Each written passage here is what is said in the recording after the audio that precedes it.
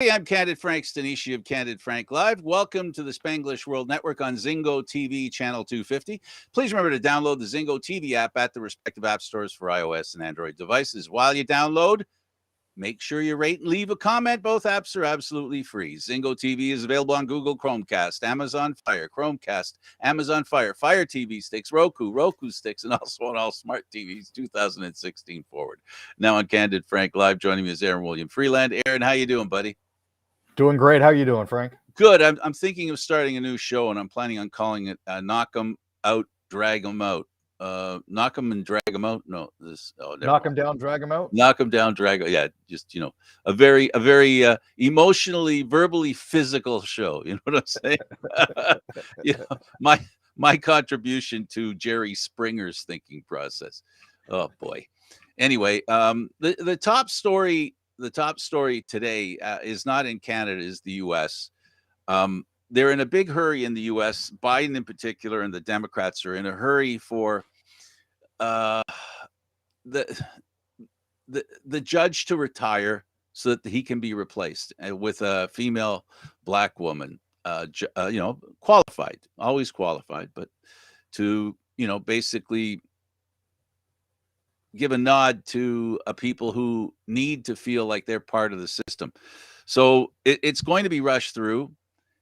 The only problem with it is that all it's going to do is keep things the same. It's still going to be 6-3. It's going to be conservatives 6, liberals 3.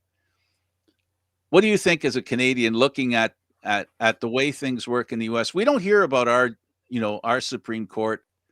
It isn't politicized, or is it? I mean, I haven't noticed. Well, I mean, Judge Breyer's been on the board since 1994. He's been on the Supreme Court for quite a while now. He was actually appointed by Clinton, And along with Biden was the guy that confirmed him in the Senate. yeah. Full So circle. I was going to say there's a bit of synchronicity and full circle to this. I know that President Biden has said he wants to name the first black woman to the high court. Breyer has been one of those sort of quiet justices. He hasn't had issues like Clarence Thomas has. He wasn't as outspoken as Scalia was. All that sort of thing. He was a good foil to Ruth Bader Ginsburg, who unfortunately passed away in 2020. As it is, I think whoever that Biden appoints is going to help serve as a foil to Amy Coney Barrett, which is something that's kind of necessary on this. We'll see. We'll see. Yeah. The thing of it is that when the legal system doesn't reflect the people as a whole, is that a bad thing? Because the court is 6-3 conservative-minded judges over liberal-minded, when it's 60-40 with the people actually in the country. Do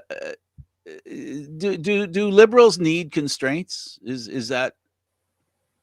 I don't even necessarily think it's that liberals need constraints. The goal of the Supreme Court, at least for some, has always been to skew it in their favor. But the courts are supposed to be impartial, without taint or tincture of a certain political mindset or ideology, and that's always been a concern. Especially when you're swapping presidencies between the two major parties, conservative or Republican, and Democrat. There's always been that drive to try to keep it as balanced as possible. It sometimes doesn't work out that way. But, it always doesn't work that way. In the past 10 years, it hasn't worked that way. Obama had the responsibility of placing a judge on the Supreme Court, and he was jobbed out of that opportunity. He was ripped off, to be honest, by McConnell. Then, Comey Barrett was put in a manner that was never done before. Always too late in, towards the election process. And then we have a guy sitting on the court, Clarence Thomas, whose wife hires herself out to help with people who want to influence the Supreme Court, and she does it on a regular basis on every every time an issue comes to the court, she happens to have a side she's going to pick, and she gets paid to help. So please, and then I know you're not saying that, you're being nice, but no one could tell me that it's not political, if you follow what I'm saying. If it wasn't political, the first thing that would happen is the court, the other 8 judges would stand up and say, dude, your wife has to go away, even in private, right? If it wasn't political. It is political. Everything today is political. And it's too bad because, as Breyer said, the one thing that he's concerned about is that he doesn't want to see the 25 years of work that he's done erased by the Supreme Court because of how, they vote. There was a time in jurisprudence when it comes to the Supreme Court that when you pass judgments, those judgments, while they're not in stone, the respect of the court is given that they don't revisit them, and then you don't, depending on what week it is, you enact decisions, and then to go and about face the very next year. That speaks to politicizing something, because it's as the wind blows. That's the issue, is that a lot of times the decisions by the Supreme Court are seen as sacrosanct and untouchable. But in this case, they're not. It's becoming less and less true. Exactly. That they shouldn't be, right? That's the real issue, is that these decisions shouldn't be taken as sacrosanct. And why is that? And change. And why is that? Because the government, I should say, the law is not what this, more than any other organization, the Supreme Court looks at the Constitution and deals from it from a constitutional point of view, which doesn't change. So in other words, the rules are always the same. So how come now, the guidance, I'll call it the guidance, is always the same. So how do the rules change when the guidance hasn't changed? And that's the part that's, I think, irritating. Look, I'm not, and please, ladies, don't start writing me and getting mad at me. I don't believe in abortion, but I'm not the one who's getting the abortion. I'm not in that position.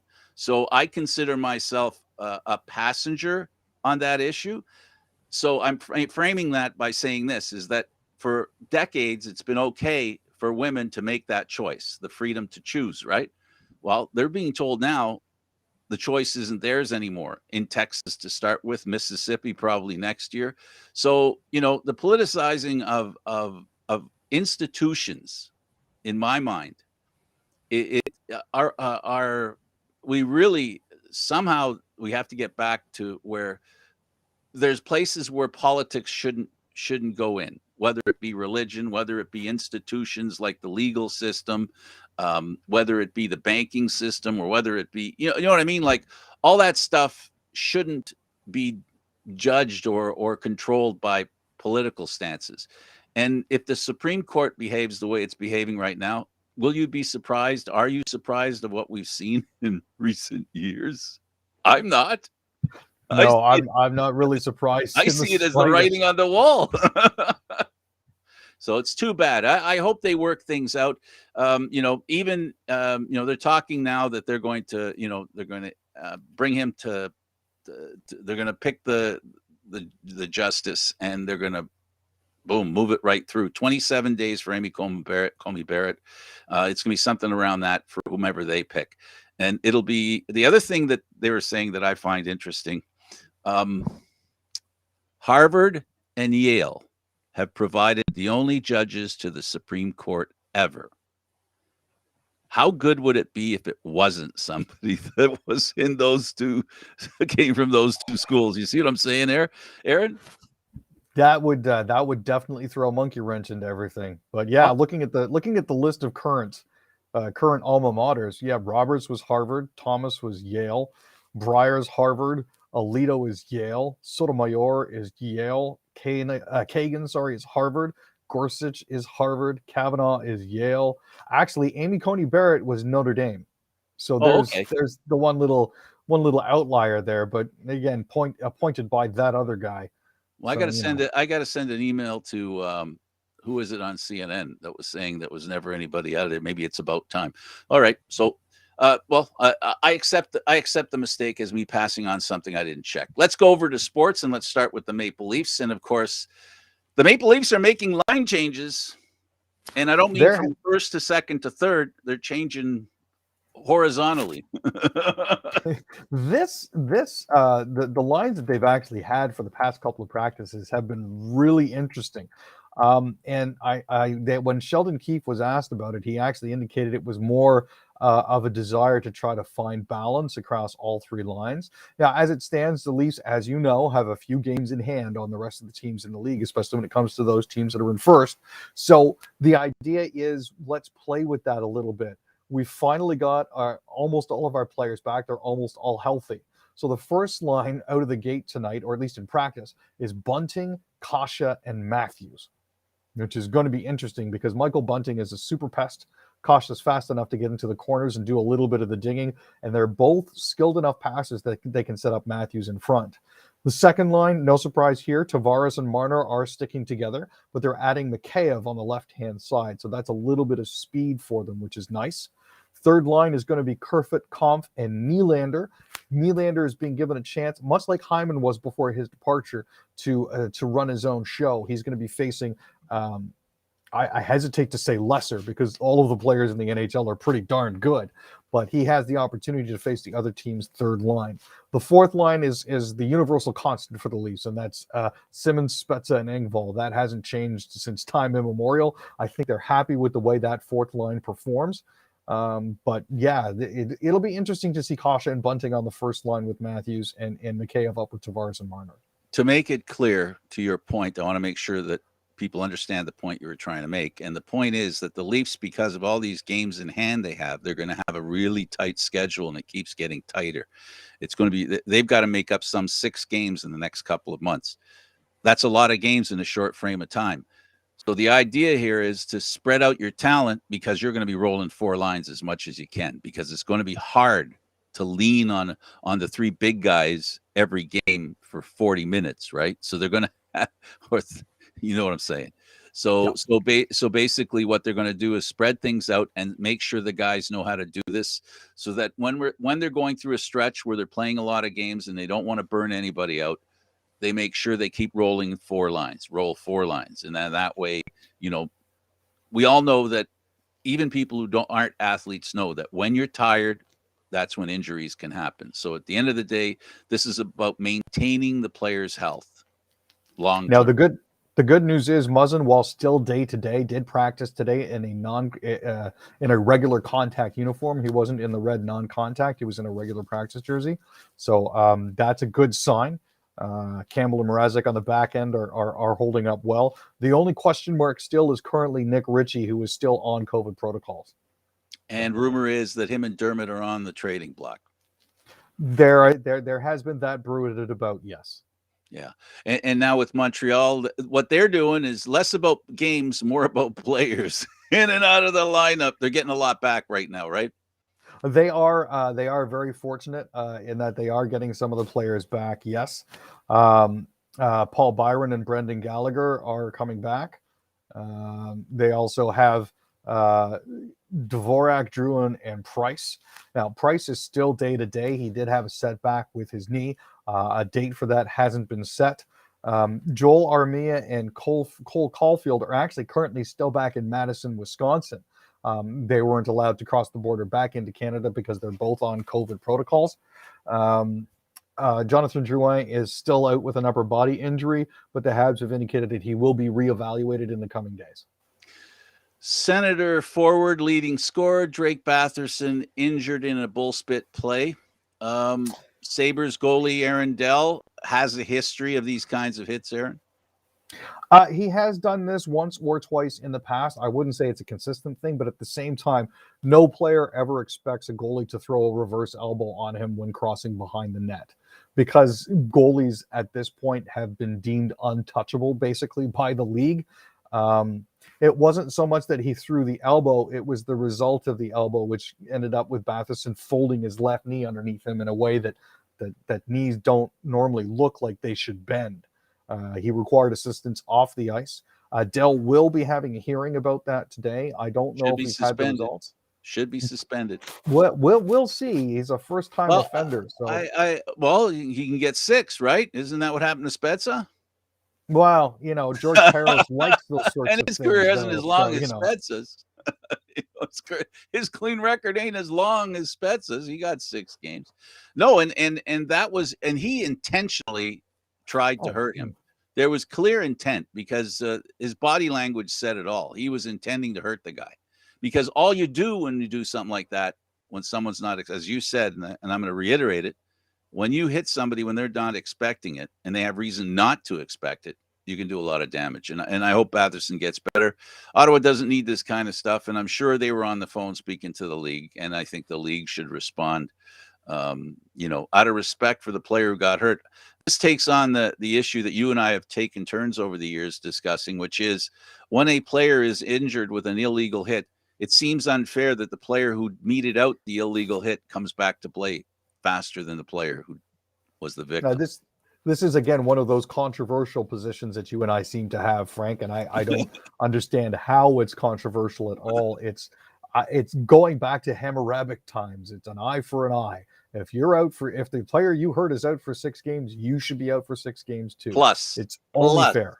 I say 6 games plus. If a player's out, you don't get to come back. If the suspension is 2 games, 2 games after the other guy comes back, you start your punishment. And to me, that's what I call accountability. And the way this is working, there's a lack of accountability, and this is something that, these kinds of plays are the ones that we need to erase, where players figure they can take advantage and do things that they know if it was done to them, they would be irate for sure. Marchment and Florida defeat Winnipeg. Yeah, so ex-Marley and Maple Leaf legend Mason Marchment had 2 goals and an assist as Florida dropped Winnipeg 5-3. Winnipeg's been having a rough road of it. The Jets, however, did actually have 250 fans in the arena, so that's something. But all in all, not what they were hoping for. Marchment went to Florida, I think, on waivers, didn't he? I believe he was not re-signed by the Marlies. I think they just let him walk. So okay. Now the Flames, the Blues have been spending a lot of time in Canada. I just asked Justin Falk. Yeah, Justin wasn't happy about it. Just made a comment about, I'm not looking forward to going to Canada one bit. I mean, it just seemed that things are going a little bit differently. Yeah, well, as the Flames put up on their Twitter account after beating them 7-1, we now see why the Blues wanted to get out of Canada quickly. Hey, Justin. Sorry from Canada. Sorry, eh? Don't let the door hit you. Edmonton Oilers rally. They beat the Canucks. Oilers have beaten 2 Canadian teams recently. Good for them. They're kind of straightening things out a little bit. McDavid's back. He's healthy, and it's what they're looking for. They're looking for some wins. They're fans, and I think this team's got it. And they deserve it. Well, I kind of feel bad for Spencer Martin, though, because he got outshot 50-27 in that game. He was only pressed into service because Demko and Halak were both added to COVID protocols like in the past couple of days. So it was a good start for him. Unfortunately, not the result he wanted, but it happens. Well, the kid is getting a chance to be seen. That's what you want, right? I mean, yep. It's one way you can prove. You can dominate in the leagues below the National Hockey League, but if you can do it in the National Hockey League, that raises a lot of eyebrows. The Canucks finally have their GM, Patrick Alvin. Yeah, so they've gone a different route this time, picking up a former scout for the Pittsburgh Penguins. So that's to go with their hiring of a female AGM. So that's good news for them. I believe that getting this individual from the Penguins will actually help them put together even more of a winning atmosphere for them, along with the hiring of Emily Castonguay. Alvin in the Canucks. Oh, another interesting hire was Rachel Derry, who was added as an analytics to the Vancouver staff. So that's good as well. Yeah, they're really filling out a staff there. There's been talk they're going to hire a lot of people. So they're going along the same lines as the Maple Leafs, actually. That's the kind of staffing that the Maple Leafs did. Well, that Brandon Shanahan did when he came in, and then of course, Kyle Dubas filled in the rest. David Ortiz, he's an all-star. Major League Baseball. Finally happened. I think some people were saying it was long overdue for Papi, but as well at the same time, Ortiz got 307 out of 397 votes. 77.9% of the All-Star votes. That unfortunately also eliminated Roger Clemens and Barry Bonds from contention. They were in their 10th year of eligibility. So, sad news for them. Yeah, really sad. You don't sound disappointed. PEDs are a hell of a thing. Yeah, well, you know how it is, the way it goes. If media doesn't like you. Australian Open, Canada's Auger Aliassime, he dropped a 5-set battle against Medvedev. Yeah, I caught the tail end of the match this morning. It was still going by the time I'd logged into my computer at work. That was a marathon 4-hour and 42-minute tennis match. Unfortunately, Felix Auger-Aliassime came out on the wrong end of it, but he's determined to come back next year even stronger. So positive attitude. Way to go, Felix. We're proud of you, bud. Yeah, the Canadian men were taking over this time, taking the tennis. We'll see how the ladies do. Final Muskrat commissioning delayed until spring as GE struggles to perfect transmission software. Electricity, baby. We all need it. This is the ongoing saga of the Lower Churchill project in Newfoundland called Muskrat Falls. Unfortunately, the latest version of the software that had been installed didn't seem to cut the mustard, as it were. They were still having issues with some of the power balancing and distributing. I know that they had it ramped up to 435 megawatts, but that's just over half of the actual capacity of Muskrat Falls, and they're afraid that the software won't be able to handle it. Melania Trump auctions off her hat in the middle of a cryptocurrency crash. Yeah, she was trying to sell a hat as well as other items for a low starting bid of $250,000. Now, they wanted it only paid in crypto, and unfortunately, crypto's been tanking for the past week, so they didn't get nearly what they expected for it. Apparently, the starting bid had dropped to $155,900, but at an earlier point in the day, it had dropped from $275,000. What's a hipster megachurch and a pastor who, let's just say that it's an interesting situation in Chattanooga. Apparently, Pastor Tabner Smith was alone with a female church employee. Instead, they caught them.